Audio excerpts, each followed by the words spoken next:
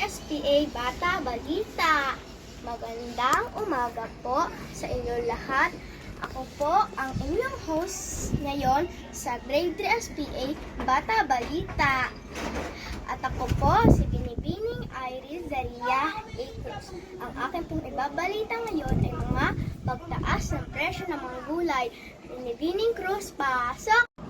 Ayan po, nandito po tayo ngayon sa Cainta Market, Cainta, Rizal. At nagtanong-tanong po ako dito ng mga tao na namimili at mga tindera.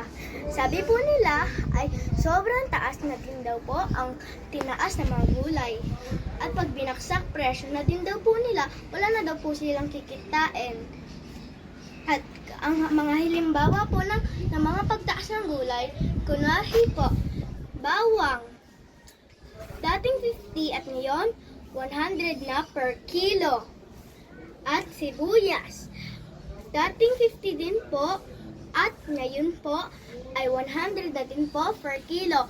At repolyo. Dating 100, ngayon ay 180 na per kilo.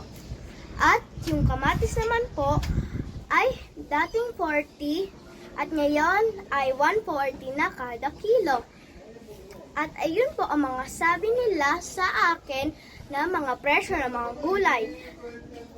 Binibining Iris Zaria, pasok! Salamat po, Binibining Cruz. At ako po ulit si Binibining Iris Zaria A. Cruz. At dito na po nagtatapos ang aking balita. Sana po may muling natutunan po ulit kayo sa aking pagbabalita. Maraming salamat po ulit.